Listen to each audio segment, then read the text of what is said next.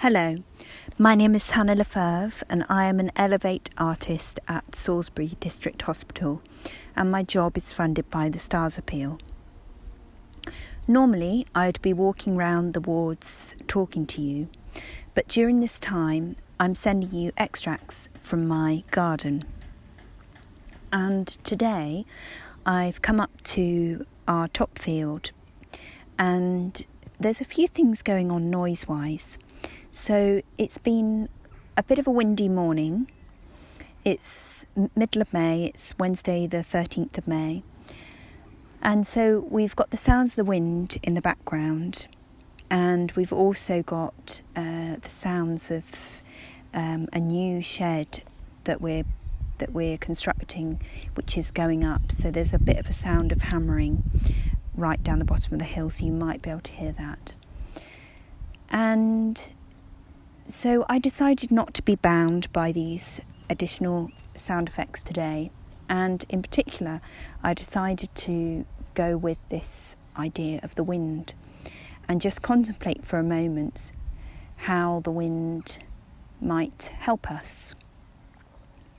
And I struggled a little bit with this initially because wind, I think, can be quite affecting on the mood, and also wind definitely can cause us damage on our site. And after we've had a windy night, we often have to go out and have a good check to see if there's been any challenges that have been presented as a result of the wind. But something that the wind is really valuable for is the wonderful notion of self-seeding, which I find so exciting.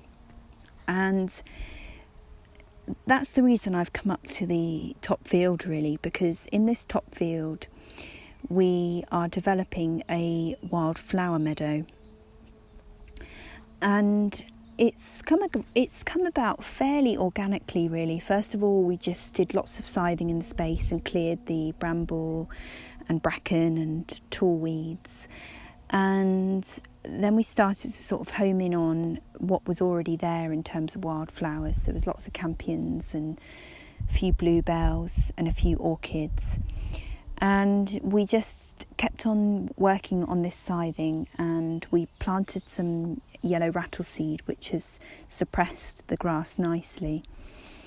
And this year it's just been complete transformation. So all up the bank, it's quite a large area up here, is absolutely filled with campion flowers and forget-me-nots and buttercups. And so what we're developing is this lovely primary colour palette of the pinky reds, the purpley blues and the yellows. And to add to that, we've planted some oxeye daisies, which will provide us with that white to complete that landscape. And I've just been so enjoying this area this year and coming up here quite a bit. And so with this notion of the self-seeding and the miracle, really, of the wildflower, I was reminded of a favourite poem of mine by William Blake, and I'm just going to read the first few lines because they are so poignant. To see a world in a grain of sand, and heaven in a wild flower, hold infinity in the palm of your hand, and eternity in an hour. And I just thought it was a lovely, mindful way of thinking about these wildflowers. And I also like the expansiveness in those words, the idea that you can see a world in a grain of sand. And that just really chimed with this idea of just noticing and really observing deeply some of the simplest of pleasures. And there's a timelessness about these pleasures as well, I think. So the wind is starting to get going again, so I'm going to be retreating back to the house shortly to get warm.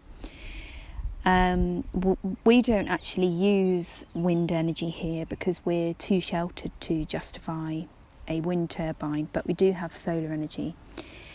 And I suppose one other lovely use of the wind that we have is that we like to dry our clothes in the wind. So I think I'm going to sign off now, but I'll see if I can leave you with the sounds of the wind, possibly some sounds of hammering in the background, and the usual sound of the birdsong. Thank you so much for listening. Bye bye.